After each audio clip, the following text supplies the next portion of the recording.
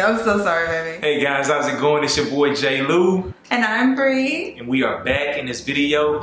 You don't even need to check your watch. You already know what time it is. We are doing our opinions on the off-season album. And with that being said, let's not waste any time and let's get straight into it. So when it came to the album, this album actually dropped whenever we were going on our vacation. You know? So we're gonna have a video in the future in regards to just kind of showing the room that we were in. Mm-hmm. But this album dropped when we went on vacation. It was the perfect time because while we were on the airplane, we were able to listen to it several times, be able to get different thoughts and things like that. But I'll let you go ahead and share just some of your initial thoughts leading up to when the album dropped. Yeah, so my initial thoughts were, first of all, when we heard the interlude, we were ready. I was like, oh my God, J. Cole's really coming. He not playing. I love when he raps like he's still hungry for it. So that was my initial thought leading up to, okay, this whole album about to be crazy. He's ready.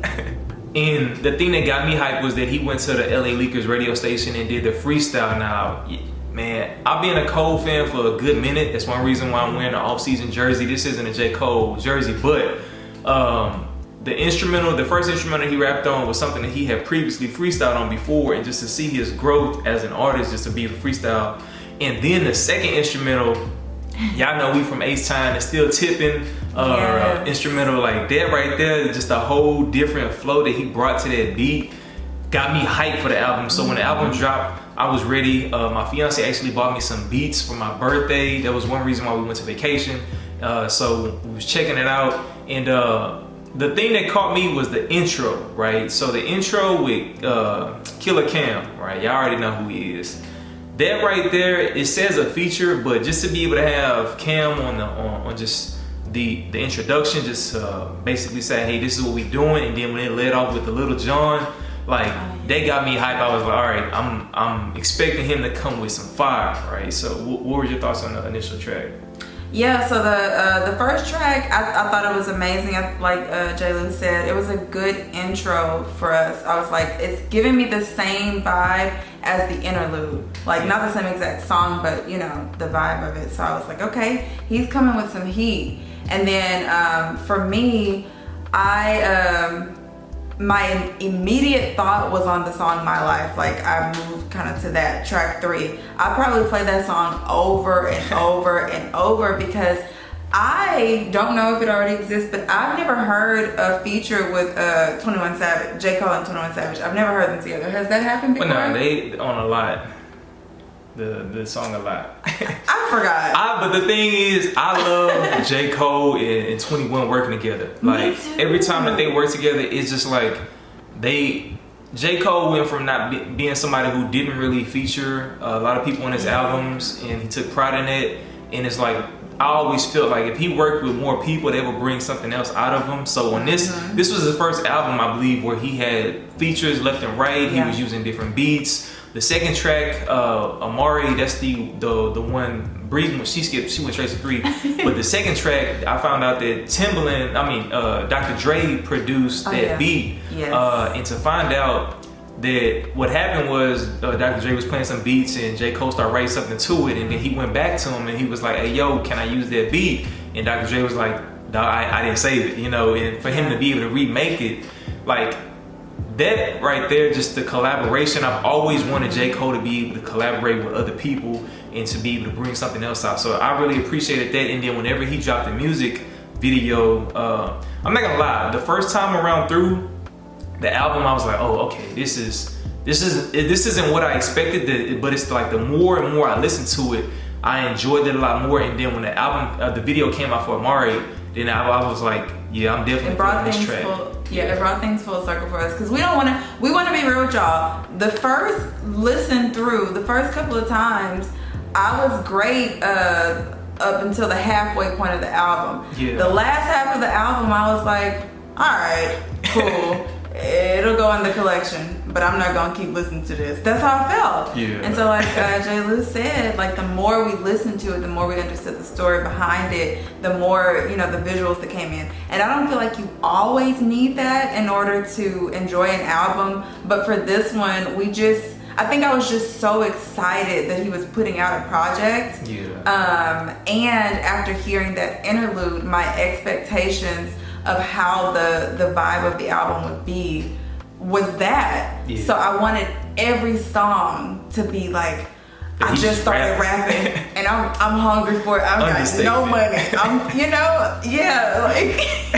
Like I wanted him to give me like, I'm still a B-list rapper and I want y'all to know I'm trying to get to the A-list. That's what I wanted. So yeah, and it's like that was the initial impression is that it's just kind of like that down. But the thing is, the direction that he wanted to take the project was in a different direction from the previous ones, and I can appreciate that. Yeah. I feel like we live in a culture to where people will listen to something once and say, oh man, if they don't like it, they say, oh, it's trash. And that opinion in and of itself is trash, because it's like if a person has spent years, months, whatever time frame working on a project, and you only give it one listen and make a decision off of it, that's whack to me. Oh, right? Absolutely. And then like to Jayla's point, another thing is most of the time people don't even listen to the whole album all the way through. Yeah. They listen to the first 3 songs, which is why when you see like the ratings and stuff on Apple Music sometimes, the number, the stars and things like that behind it is because they've only listened to the first 3 tracks over like most of the time. So they don't even listen to it to sit with it. So that's something that we definitely do. But even after sitting with it a couple of times, I was like, oh no. It could have also been because we were on the plane going on vacation. We were already hyped, and I think I needed some hype music. Like we're doing this, So summertime vibes. It's like summertime. Like J. Cole usually drops his albums in the beginning of the summertime. Yeah. And that's what he's known for that, right? So I was expecting some heat. 2 cities. Yeah. I was expecting something like that, right? That's what we talked about. Yeah. And I didn't hear no tracks that sounded nothing like that. The only one track that I can say is I'm glad that he put the Climb Back on this project.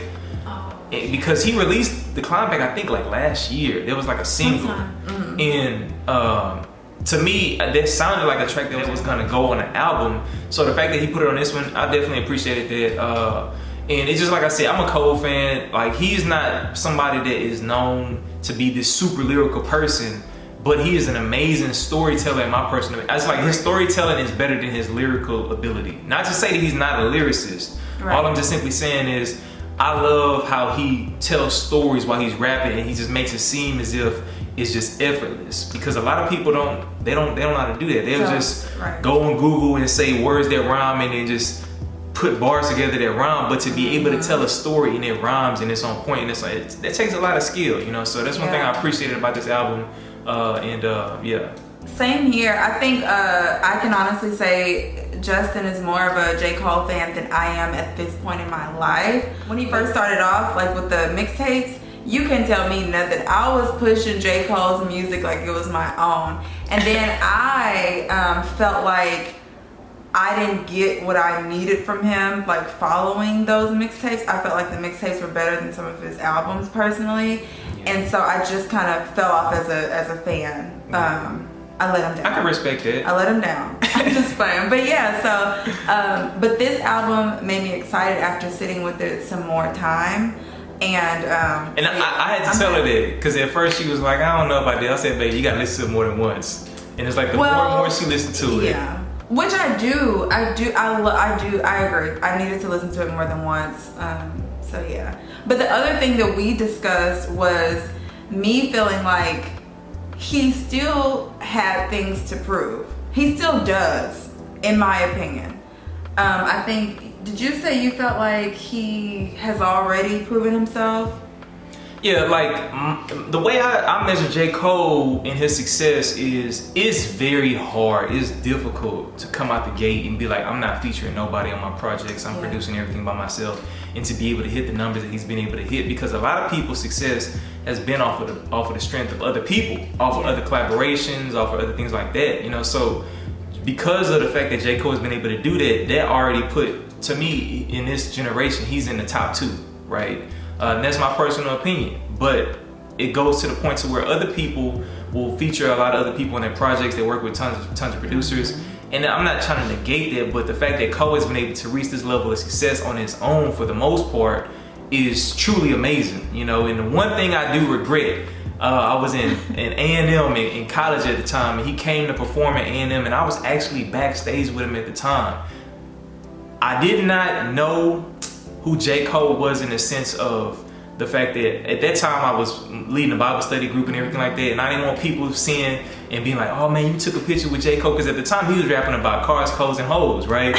So I was like, man, I should have still took that picture. Yeah. That's the one thing I regret, but at the end of the day, since the beginning to where he's at now, I've loved to see just the growth that he's been able to realize. And to start off from being by yourself, and now you have artists that's underneath you that are signed to you, and it's like now you're working with other people, and it's just like, yeah, man, I believe Cole has one more project in him.